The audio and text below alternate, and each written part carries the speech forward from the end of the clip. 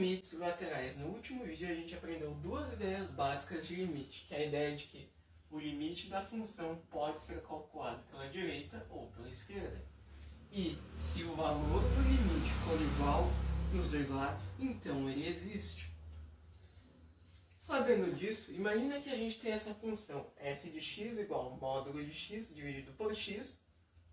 E essa minha função ela tem duas condições, ela tem duas regras, que é a seguinte: x, quando for maior que zero, vai me resultar em 1, e x, quando for menor que zero, vai me resultar em menos 1.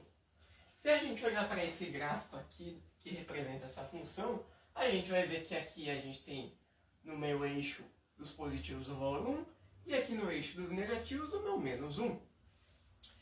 Óbvio, essa função ela é descontínua, porque ela tem valores diferentes, e uma função descontínua também é aquela função, resumindo bem genericamente, é aquela função que quando tu está desenhando o gráfico dela, meio que tu tira a caneta do material que tu está desenhando. Então, do papel, do quadro, tanto faz. Então, os pontos dessa função eles não estão ligados, então essa função é descontínua.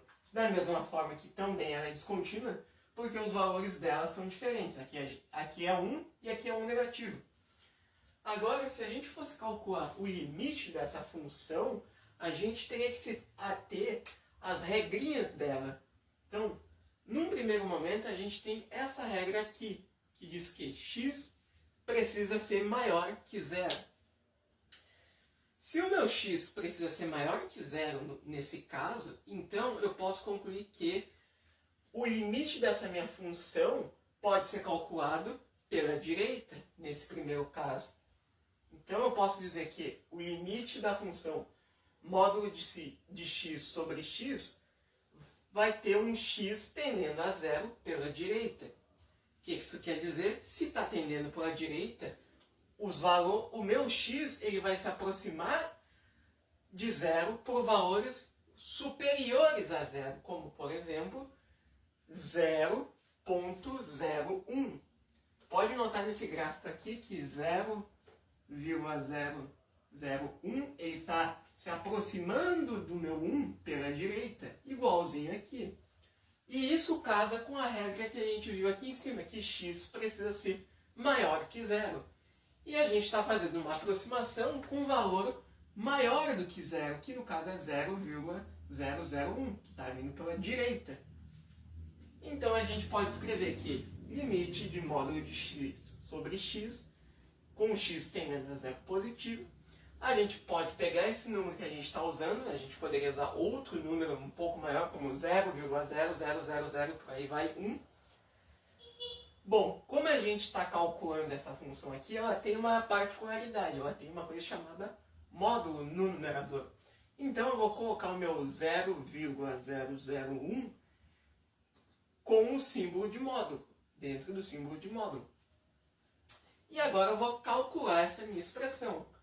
Módulo de 0,001, o módulo de um número, é sempre um resultado positivo. Então, esse meu 0,001, que já era positivo, vai continuar positivo quando eu calcular o módulo dele. E agora eu noto que eu tenho esse número, e os dois são iguais. Então, a divisão de uma coisa pela outra, ou seja, quando tu tem dois números iguais e tu vai dividir eles, isso vai resultar sempre em 1. Então eu posso concluir que o limite da minha função módulo de x, quando x está sendo dividido por x, e o meu x tende a zero pela direita, ou seja, eu vou jogar valores um pouco maiores que zero, ou seja, meu x vai tender a valores um pouquinho maiores que zero, como 0,001, vai resultar em 1. Da mesma forma que eu posso fazer o inverso. Aqui no meu segundo caso, na minha segunda regra, o meu x ele tem que ser menor que zero. Então eu posso muito bem trabalhar com uma aproximação pela esquerda, porque a aproximação pela esquerda trabalha com valores menores que o valor que a minha variável está tendendo. No caso aqui, x está tendendo a zero pela esquerda. E a gente pode trabalhar com um valor menor que zero ou seja, um valor menor que a minha variável está atendendo, que no caso é zero, um valor como menos 0,001. Nota que o meu menos 0,001 ele está tendendo a menos 1 pela esquerda, certo? Logo, eu posso dizer que o módulo dessa minha expressão, dessa minha fração aqui, ele vai ser negativo, porque eu estou fazendo uma aproximação com um número negativo, da mesma forma que aqui em cima o meu x ele precisa ser menor que zero. E o meu valor de x que eu estou usando é o menos 0,01. Então, quando eu coloco o meu menos 0,01 aqui, eu tenho que colocar ele entre o operador de módulo. E aqui embaixo eu vou reescrever o meu menos 0,01. E agora eu vou calcular essa expressão. Bom, o módulo de um número é sempre positivo. Então, esse meu menos 0,001, quando eu tiro o módulo dele, ele fica positivo.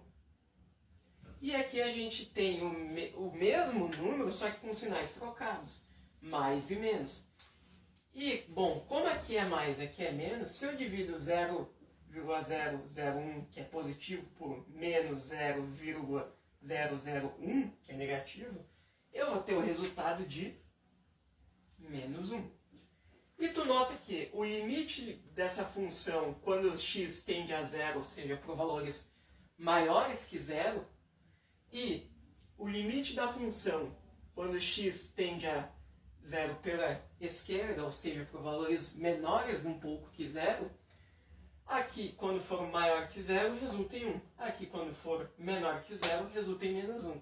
Então, a nossa regra, a segunda regra, diz que se o valor do limite for igual nos dois lados, então ele existe.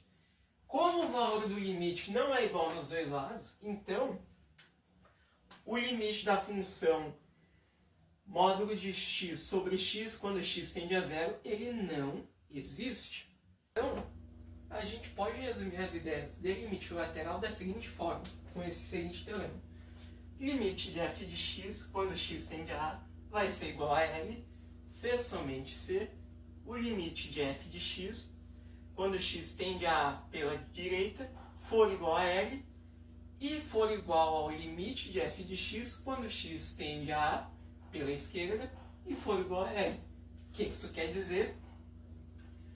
O limite, esse limite aqui, o verdadeiro limite, ele só vai existir se o valor do primeiro limite vindo pela direita for igual ao valor do segundo limite vindo pela esquerda. Ou seja, se o meu x tendendo a A pela direita produzir um valor L, e se o meu x tendendo a A pela esquerda produzir um valor L, então esse limite aqui, ele existe. É a mesma regrinha que eu disse antes. Se o valor do limite for igual nos dois lados, ele existe.